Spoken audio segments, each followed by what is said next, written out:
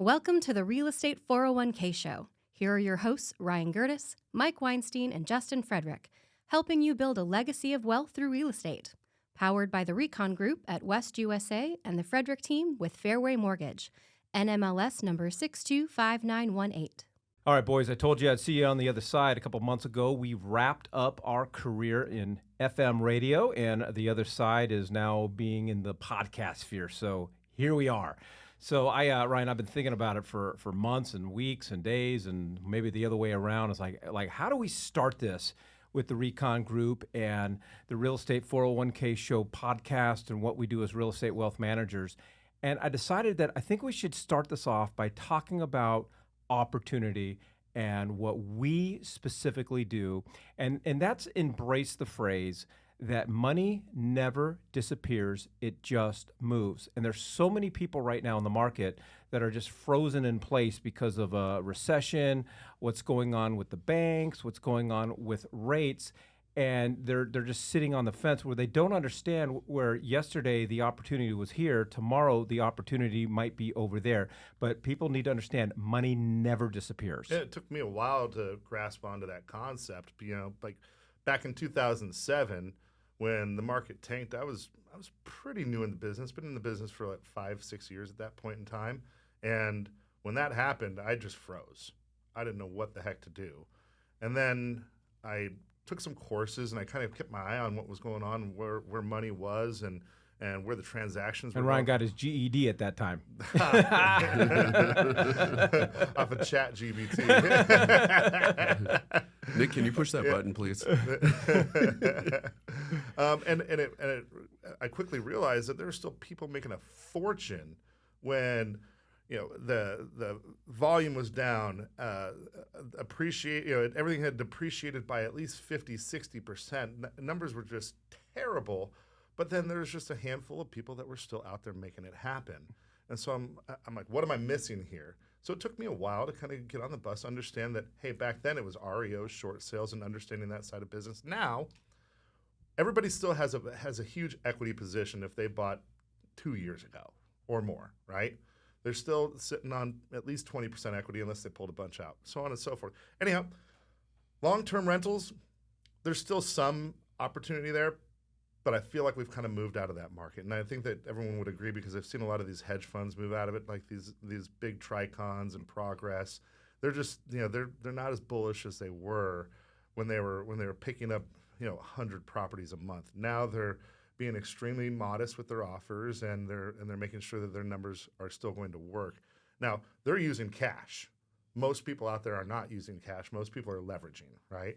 So you just got to be creative. There's so many different things that their sellers don't realize that when they're selling their home or selling their property, they're not just selling the property, they're also selling that mortgage that they have on it. Right. And if they have a 2.99 or a 3.25 or something just insanely low that we saw just a year and a half ago, that there's a lot of equity. There's a lot of monetization to be done with that. And so if you're a buyer and you're a novice investor, start getting acclimated, start educating yourself on what type of opportunities are there, because I feel like we have this small window where you can buy at today's price, but with yesterday's interest rate.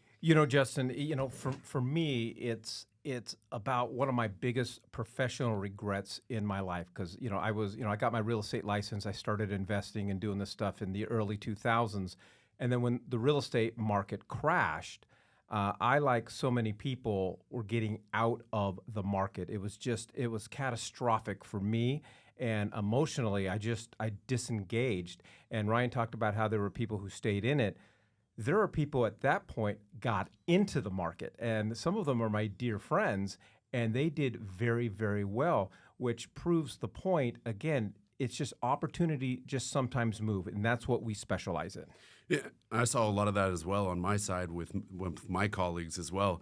And common sense, you want to pull back and hold and ride out the storm, when actually there's a lot more opportunity and money to be made out there with good deals. I say it all the time. Marry the home and date the rate, right? You're only going to be in the rate for a little bit of time, but Values have dropped since last year. We don't know when the bottom's going to be, but there is opportunity out there. I think, Ryan, you touched on it. When I look at one of the biggest opportunities, I am not so much just caught up in the interest rate. The interest rate is part of it. There are a variety of ways that we make money in real estate. So for me, one of the opportunities is the fact, yes, we are experiencing high interest rates. Inventory is incredibly low. So you would just think that people would be rushing to clamor and gobble up all that inventory. And they're not, because they're staying out of the game because of interest rates. So the opportunity, kind of alluding to what both of you guys were saying, is take advantage of the prices today, because most of the homes that we are acquiring for either ourselves or for our clients, we are getting underappraised value. And I'll take all that all day long. Give me underappraised value. I'll take the higher rate. It's giving me that opportunity because, to Justin's point, 12 months down the road or 12 months down the line, I'm going to now refinance when interest rates do drop. And now I've got the best of both worlds. I got a great price on an investment property, and 12 months down the road, I got a great interest rate. And we're not going to see high twos, low threes again. So just throw that out the door. And there's an angle there too when we're talking about that big of a gap with appraisals.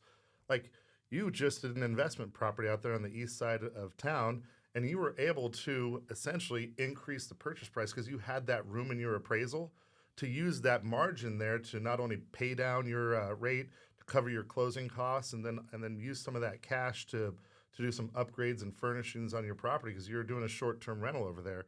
So it's just that kind of creativity that you need to have in order to really be able to pivot in these types of markets. Yeah, it's all, and it is. That's what it really comes down to. And one of the things that we specialize as real estate wealth managers, it's the creativity behind it. There's always a way to get it done.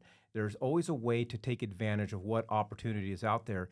But Justin, for a lot of people, they don't see the opportunity. They don't know the opportunity. They don't know where the opportunities lie. Yeah, and Ryan says this too. You don't have a plan. You don't have a model. You got to have a plan on what you're going in after.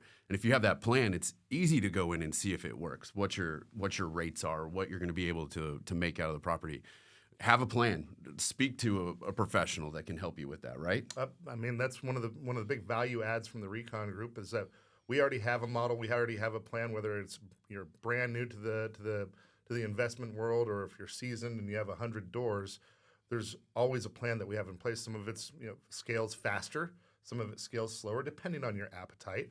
But at the end of the day, you can use that as a benchmark, and you say, hey, look, Ryan, that's a little bit too aggressive for me, or that's not, that's too conservative.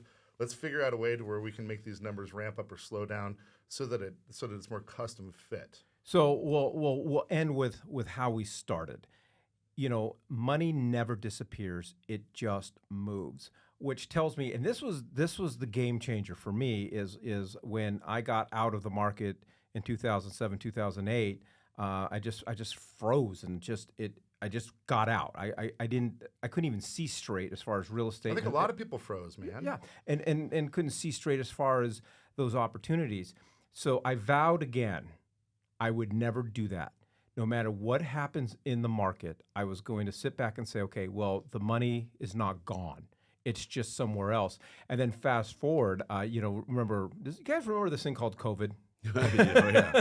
Oh, yeah. It was one of those things because, we have another saying on our team, you either pivot or you perish. And I mean, the predictions for the real estate market and for this country when COVID hit were doom and gloom. And we sat down after about 2 weeks ago, and after pulling a bunch of cash out, hiding in the woods, and and that sort of thing.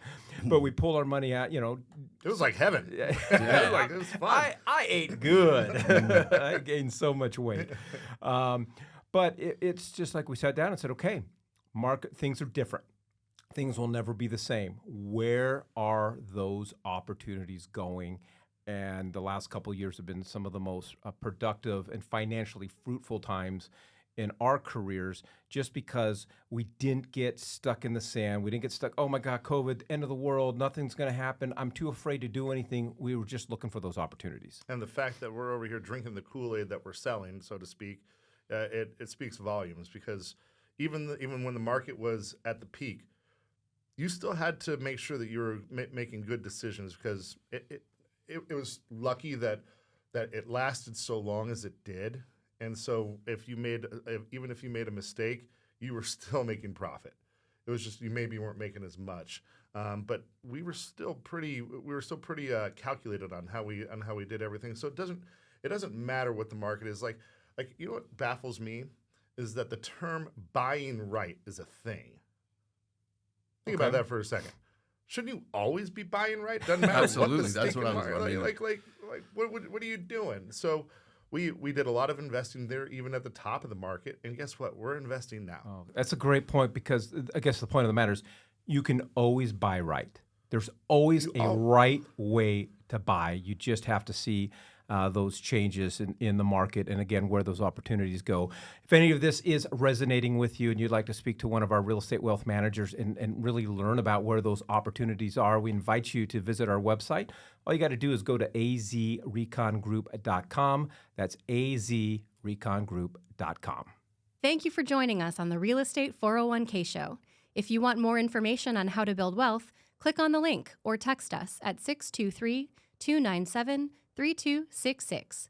That's 623-AZ-RECON.